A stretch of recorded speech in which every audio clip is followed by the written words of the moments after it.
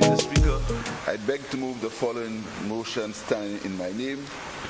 Whereas it is provided by Section 63(1)(a) of the Public Finance Management Act number 14 of 2020, the Act, that the Minister of Finance may, by an affirmative resolution of Parliament, borrow from a bank or other financial institution for the capital or current expenditure of governments. And whereas it is further provided by Section 64 of the Act that money borrowed by the government must be paid into and from and form part of the consolidated fund. And whereas the Minister of Finance considers it necessary to borrow an amount of US $10 million from the Export-Import Bank of the Republic of China to finance the implementation of national development projects and initiatives. And whereas the loan is repayable in 30 consecutive equal or as nearly equal as possible semi-annual installments, the first of which must be made on the last day of the 66th month from the date the first advance under the loan is made by the Export-Import Bank of the Republic of China, and thereafter on the last day of each successive 6-month period. And whereas, if the full amount of the loan has been drawn down, each principal installment must be in the amount of US $333,334, except that the last principal installment must be in the amount of US $333,314. Otherwise, the amount of each installment shall be adjusted by the Export-Import Bank of the Republic of China. And whereas interest is payable at the rate of the 6-month secured overnight financing rate plus 0.20% plus 1.5% per annum. And whereas the loan is repayable in 20 years, commencing from the date of first disbursement of the loan, inclusive of a grace period of 5 years. Be it resolved that the Parliament authorizes the Minister of Finance to borrow the amount of US $10 million from the Export-Import Bank of the Republic of China to finance the implementation of national development projects and initiatives. And be it further resolved that the loan is repayable in 30 consecutive equal or as nearly equal as possible semi-annual installments, the first of which must be made on the last day of the 66th month from the date the first advance under the loan is made by the Export-Import Bank of the Republic of China, and thereafter on the last day of each successful 6-month period. If the full amount of the loan has been drawn down, each principal installment must be in the amount of US $343,334, except that the last principal installment must be in the amount of US $333,314. Otherwise, the amount of each installment shall be adjusted by the Export-Import Bank of the Republic of China. Interest is payable at a rate of 6-month secured overnight financing rate plus 0.20% plus 1.5% per annum. The loan is repayable in 20 years, commencing from the date of first disbursement of the loan, inclusive of a grace period of 5 years. Mr. Speaker, as the resolution states, this loan is being taken from the Republic of China on Taiwan, from the Export-Import Bank, to finance the following projects. And these projects, Mr. Speaker, have been outlined in my budget statement delivered on the 26th of April. The expansion of craft and CMOS and the CMOS subsectors. $500,000, Mr. Speaker, will be used for the expansion of the craft and CMOS subsectors. Mr. Speaker, St. Lucia has been doing very well in the production of CMOS for exports, and we want to increase the value of the product so we can add value to the raw CMOS.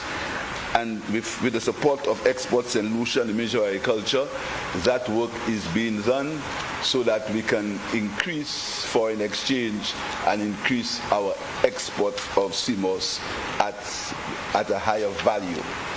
And Mr. Speaker, it's the craft, Mr. Speaker. The St. Lucia again has been producing some very, very, very attractive pieces of craft. particularly from Choiseul, and that loan will be used to uplift the craft center and to uplift the production of craft. Again, causing the people of St. Lucia to get involved in the development of the country, paying attention to the people, the regular people, the farmers, the CMOS farmers, and the craft vendors and the craft people in Choiseul, Mr. Speaker. Mr. Speaker, $7.2 million of that loan will be used for the Youth Economy Program. And as you know, in the budget, we allocated $10 million for the Youth Economy Project, and in your other paper, Mr. Speaker, you will see the Youth Economy Agency Bill, which is going to be discussed, debated in this honorable House, Mr. Speaker. So this money is actually the starting of the youth economy, which we've spoken so much about and which has garnered a lot of interest, both in St. Lucia. 7.2 million EC, yeah, because it's $10 million for the project. 10 million EC. The allocation is, huh?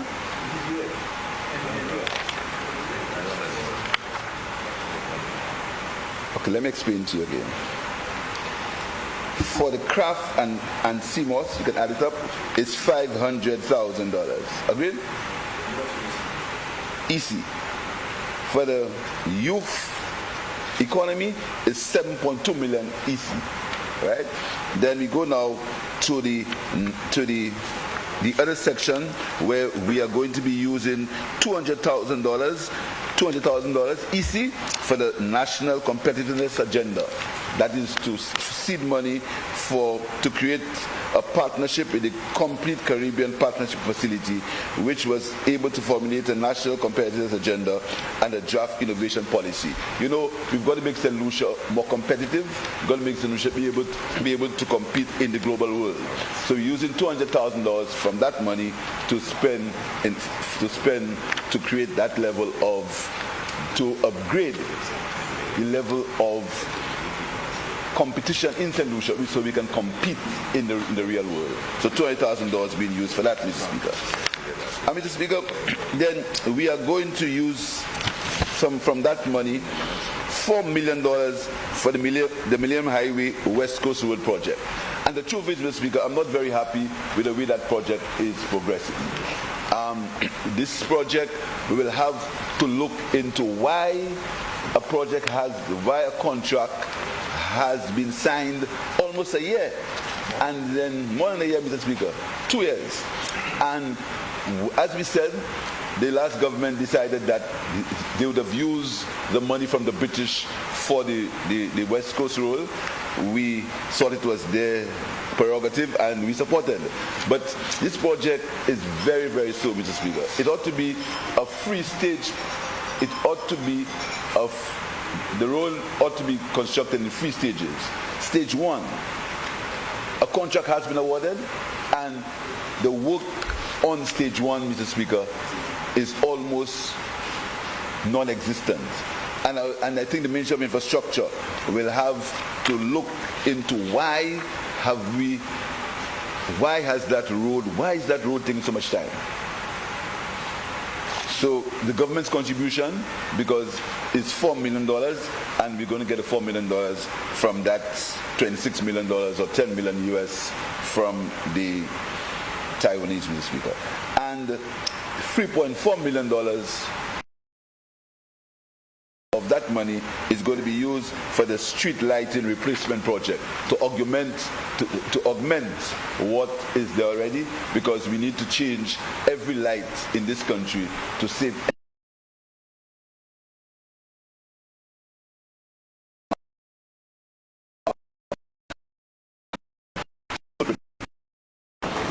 This basically is what the money is going to be used for. It's a loan from the government of the Republic of China on Taiwan, and the terms, I read the terms, Mr. Speaker, repayable after 20 years, and each installment of $333,000 US, Mr. Speaker. And Mr. Speaker, anytime we come to this honorable house to borrow, the borrowing is for something productive, and the people of St. Lucia, there is full disclosure. There is full disclosure, Mr. Speaker. We are not going to be hiding, Mr. Speaker, because we know that when we borrow, the money that we borrow is going to be used for the benefit of the people of St. Lucia. There's going to be transparency and there's going to be accountability. So there can be, so we are not ashamed, nor are we going to hide or deflect, Mr. Speaker, on the truth. Fact is, we always said that it is necessary for governments to borrow. But what we also said is that you must borrow for purposes that are necessary. The borrowing must be responsible, Mr. Speaker. The borrowing ought not to give direct awards to your friends. The borrowing ought to be responsible borrowing. So we are not going to be, so anybody who feels that they can throw us on the back foot by creating an environment of fear, Mr. Speaker. The Minister for Commerce told you the situation. No government has had to operate in the environment under which we are operating. No government, Mr. Speaker. No government. There's never been a time in this country when no government, Mr. Speaker. There's never been a time in St. Lucia when the returns from the gas tax was ever so low. Never in the time in this St. Lucia. It was so good at the time, they increased it by $1.50. There's never been a time, Mr. Speaker, even in the height of the COVID crisis, we've never had a time, never, when the returns from the gas tax were so low, Mr. Speaker. So we and the people of St. Lucia have understood, and the people of St. Lucia will understand, Mr. Speaker, that what is necessary, and this government will not shy in its responsibility to do what is right for the people of St. Lucia. I thank you, Mr. Speaker. Mr. Speaker, there are times in the life of our country where men of goodwill ought to forget differences, speak the truth,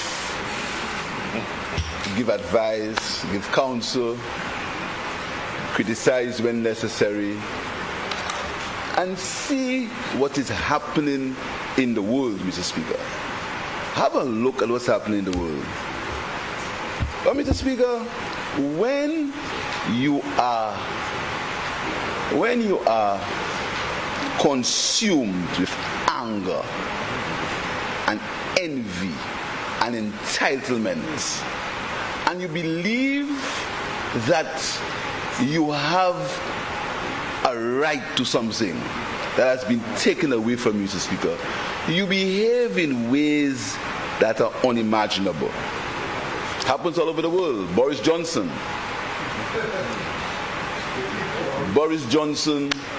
believes that because he was wealthy, he went to Eton, he was a member of a club called the Bullington, that he could do whatever he wanted. He had to be prime minister. He would lie, he would deflect. Boris Johnson is a typical example, Mr. Speaker, of people who think they are entitled. Donald Trump lost an election, wants his vice president to go to the electoral college and create mayhem just because he lost the election, Mr. Speaker. But Mr. Speaker, these people in world history, they end in one way, Mr. Speaker. Just one way. So, Mr. Speaker, right now we are in a situation where the entire world is in chaos. The entire world. Inflation at its highest for 40 years. People are predicting starvation. People are saying that this generation is going to be worse off than the last generation. I heard last night that the Omicron virus is rapid in the United States. Every other person in the United States is said will catch the Omicron virus, Mr. Speaker. That's the world we're living in. The world of climate change, where as we speak, England is in a heat wave that will cost lives. Floods in Australia, floods in India, and England in a heat wave, Mr. Speaker. That's the world we live in. That's the world we live in, Mr. Speaker. So we would expect that people who have a concern or genuine interest in the country would pull back a little bit. Pull back, Mr. Pull back. Let's pull back a little bit. Let's wait.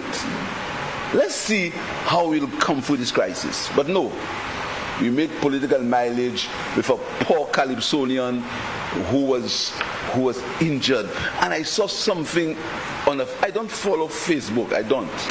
But I saw something on a page, Mr. Speaker. If on a Facebook page, Mr. Speaker, and you know, I hear lies. Open lies, things that are not true, things that are proven to be not true, Mr. Speaker, being spouted every day, Mr. Speaker. Every day I hear on a radio station lies, just lies, Mr. Speaker. Just things that I sometimes wonder where are these things coming from, Mr. Speaker. The Ministry of Trade, the Minister of Commerce has told you the price of flour. That's not our cause. We didn't do that. We didn't cause a war in Ukraine, Mr. Speaker. That's reality. We are arguing on the fact that fuel is $100 and something per barrel. We want to argue that right now the revenue from fuel products is less than it ever was before. We want to argue that. That's a fact. But you still want to argue. You want to argue that still? That's reality, Mr. Speaker. And you want to argue so much, Mr. Speaker, that you argue things that are, Mr. Speaker, I just have to, don't say what I want to say. But Mr. Speaker, you heard the leader of the opposition come here and said to you that he had $10 million for St. Jude. The money from the Exim Bank was for St. Jude, Mr. Speaker. And I really feel sorry for the technocrats who worked with the Minister for Finance. I feel sorry for them. I feel sorry for them because if I were in their place and I would see somebody stand up and say that's completely not true, I'd be able to say something. But they are professionals, so they say nothing. Let me tell you how the $10 million had to be spent by this leader of the opposition. And why we had to repurpose it, Mr. Speaker. That was the $10 million he had for election purposes. That was the $10 million he had. Construction, rehabilitation of concrete roads and drains to include general infrastructure, utility retaining walls, fabrication of rails and handicap access, repairs and renovations to courts, parks and community facilities. He had in that $14 million for election purposes. And he was afraid to come to this honorable house because he was afraid to come to Borough because he knew if he had come, he would have got stiff opposition. So he backfired on that. Secondly, Mr. Speaker, here's how he spent that money. He spent that money, Mr. Speaker, he proposed to spend it, Mr. Speaker, he proposed to spend it on geothermal study for police headquarters, designs for police headquarters, site preparations for police headquarters, and importation of 1,000 LED lights. And he comes here, Mr. Speaker, stands on his 2 feet that God gave him, and says that money was for St. Jude. Boris. Mr. Speaker, Boris Johnson could not do so badly. He comes and he stands and he says that when he knows very well that information is available. Mr. Speaker, then he says that none of these projects were in the budget. Mr. Speaker, agency number 42, Commerce, Promotion of indigenous craft and CMOS. New project, $500,000. Estimates page 613. Budget speech page 33 and 29. Infrastructure. Millennium Highway West Coast Road upgrade. Ongoing project, $4 million. Estimates page 615. Budget page 17. Finance. Agency number 44. National Competitive Agenda. Ongoing, $200,000. Estimates page 618. Health. Agency number 53, COVID response and CDB COVID intervention, Inter-American Development Bank, Global Loan Program, ongoing, $11,522.62. Estimates page 643, budget page 42 and 43. Economic Development, Agency number 56, Street Lighting Replacement Project, new project, $3.4 million. Estimates page 640, budget page 37. Agency number 56, Economic Development, Economic Recovery and Empowerment of Youth, the Youth Economy, new project, $7.2 million. Estimates page 641, $26,882. And he stands with the speaker. He knows that very well. Until he got the letter from his party to summon him here. If not, they told him to suffer the consequences, so he came here today. So he came here today, Mr. Speaker. And he comes, Mr. Speaker. And in his...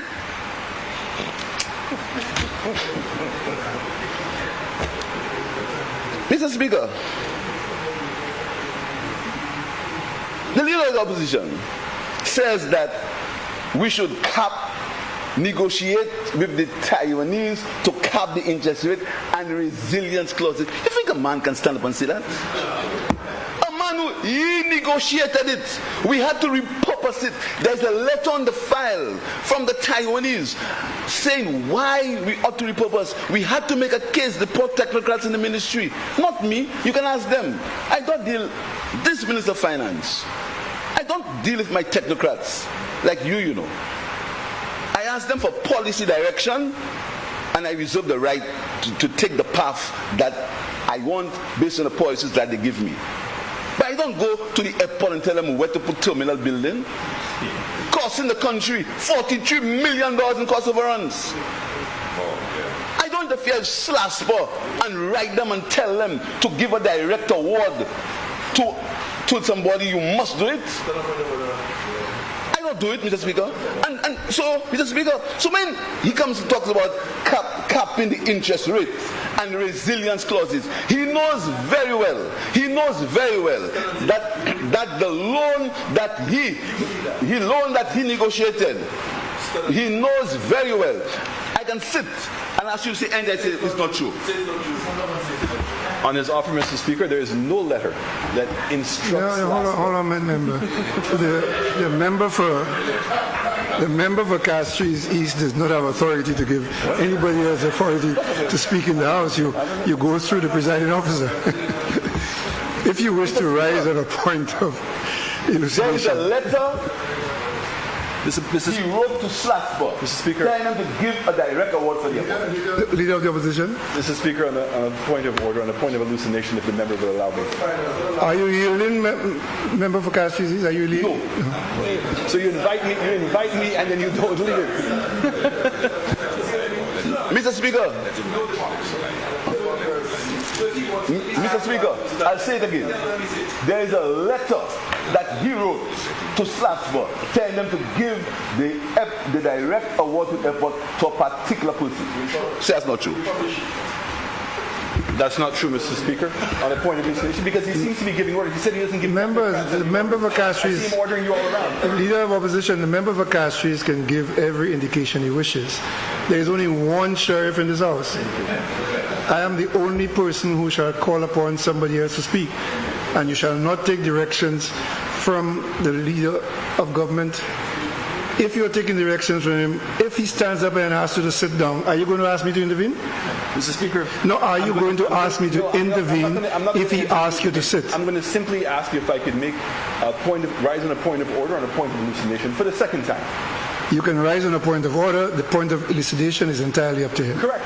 What is your point of order? A point of elucidation. No, that's not a point of elucidation. How is that not a point of order, Mr. Speaker? Do you, Member Vacastri, do you yield to allow him to make a point? He wants to make a point of elucidation. Are you yielding? On what? What is, on which? This claim that I wrote a letter to Slasco. Yes, he did. Right, you wrote it. So you're not yielding. Okay, proceed, leader. So you're not giving me permission again. So you invite me and you don't give me permission again. But member, leader of the opposition.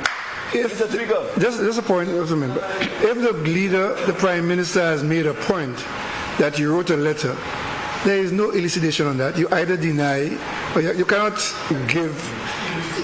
elucidate on that. Mr. Speaker, the member. No, member, leader of the opposition, he did not yield. I'm merely giving you directions. I understand. That if somebody has made. I'm asking for elucidation from you, Mr. Hold a point, hold a minute. Listen, let's get something clear.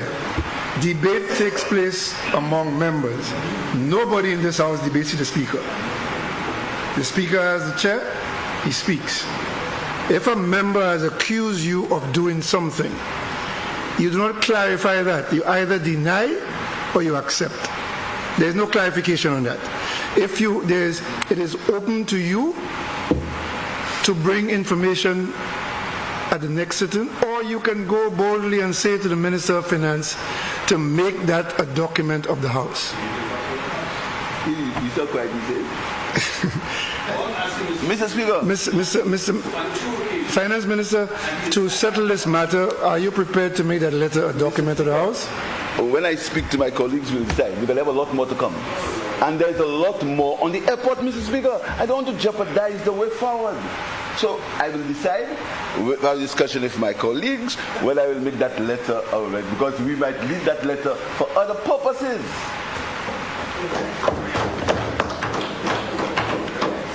So, Mr. Speaker, he speaks about the $10 million for St. Jude. And I want him to deny it. I have outlined how he would spend the money and how we have to write the Taiwanese to ask them to repurpose that $10 million. If you want to letter, Mr. Speaker, you don't instruct me when to bring letters in the House. Mr. Speaker, the leader of the opposition, Mr. Speaker, speaks about the National Economic Fund. And he says that we've made it a slush fund. Here's what we did. We had one amendment to the National Economic Fund. One.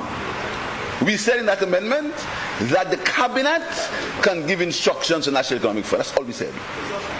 Now, Mr. Speaker, but look at, let me explain to you what that means. The government, the cabinet controls the consolidated fund.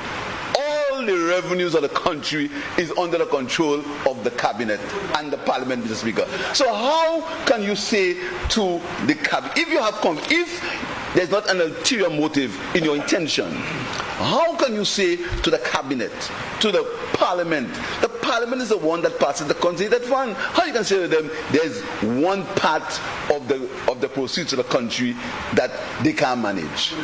So we said no.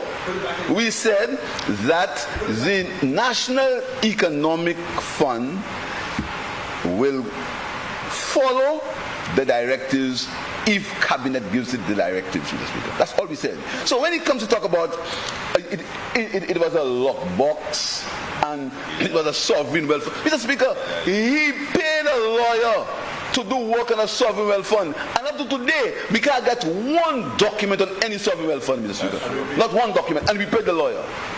That's true. Mr. Speaker, because we have kept quiet, we have allowed them to go on masquerade. We haven't said anything, Mr. Speaker. Because, Mr. Speaker, my objective is to serve the people of St. Lucia, not to make political points, Mr. Speaker. We could come here. We have enough information, some of which that they've hidden.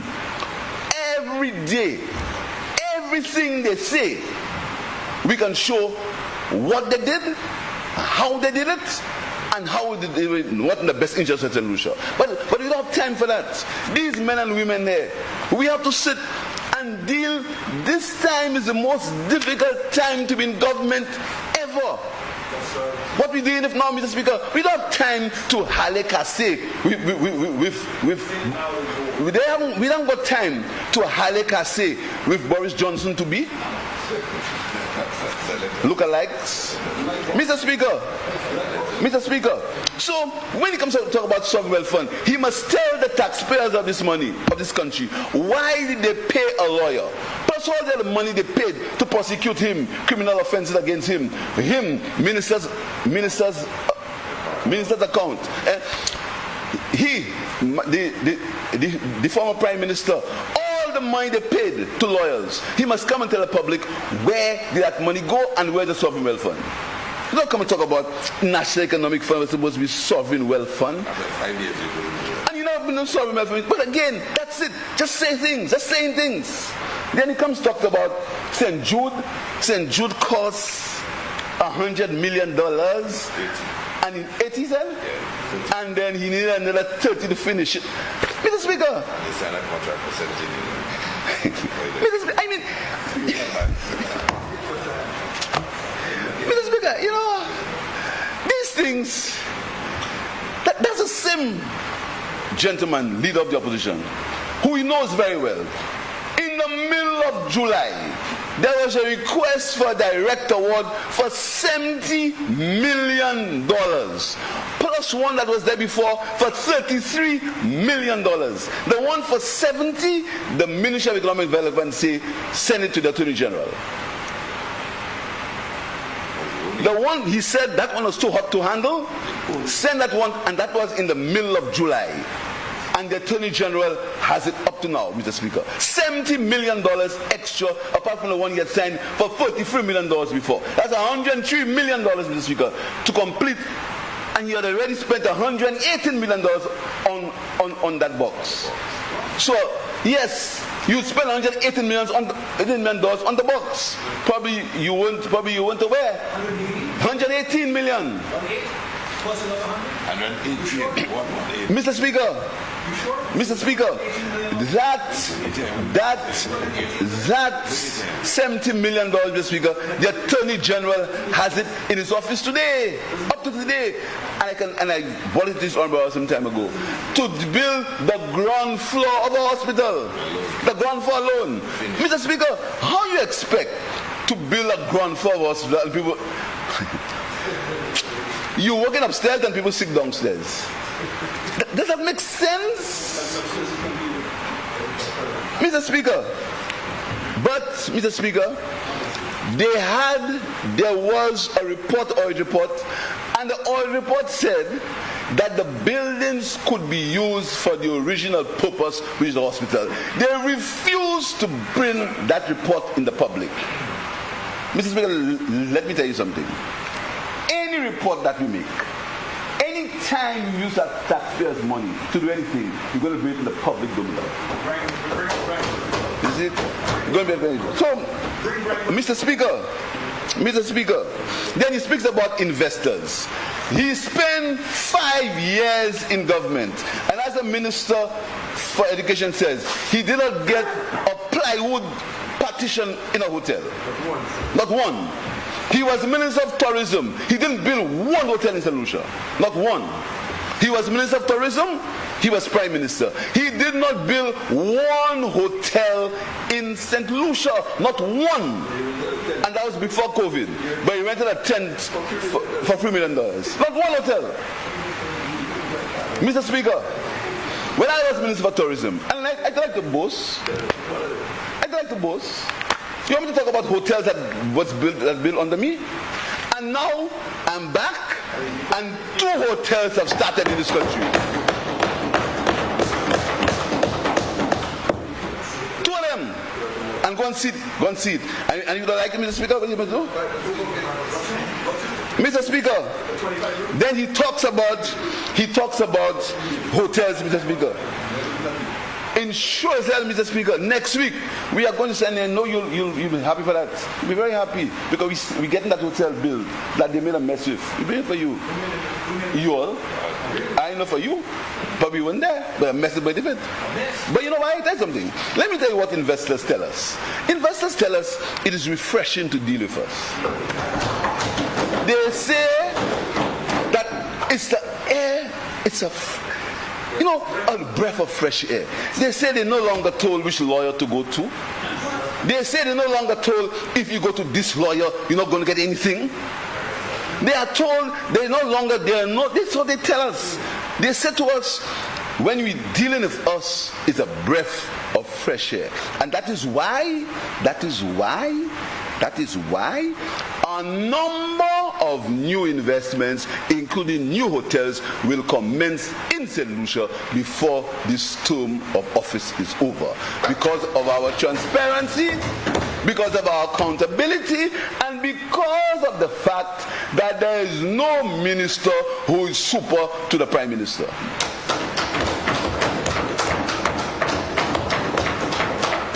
There is no minister who is the bag carrier for the Prime Minister.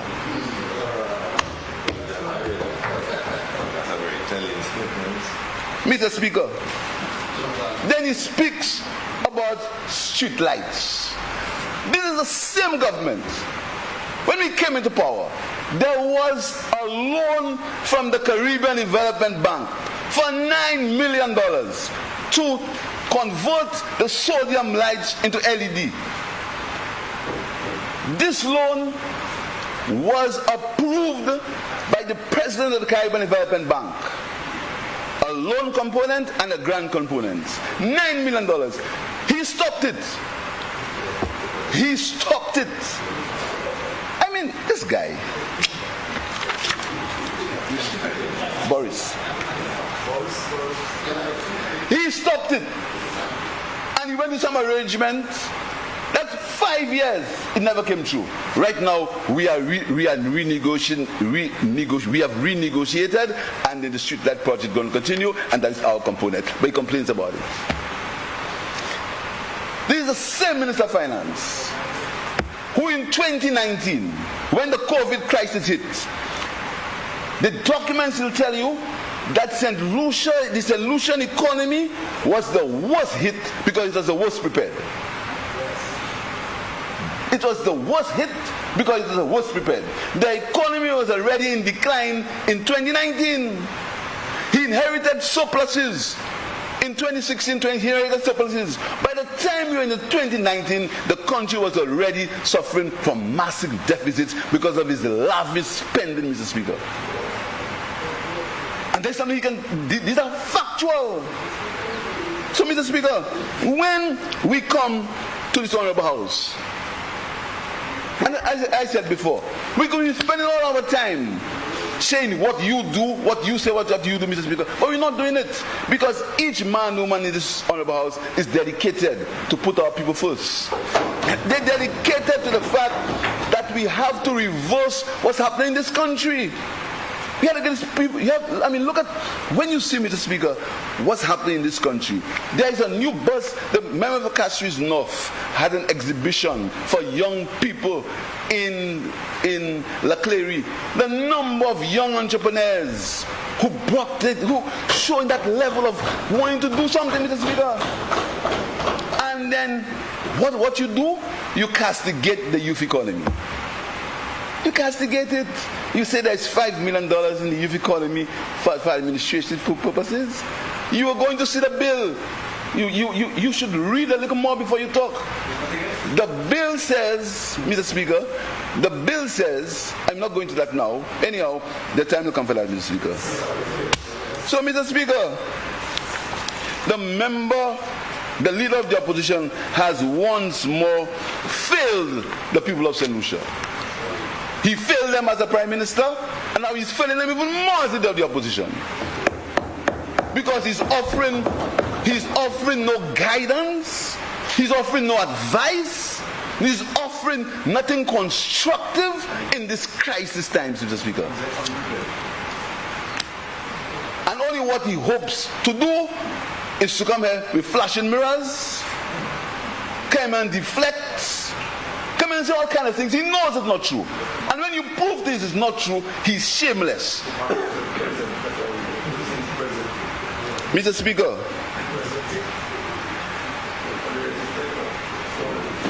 I want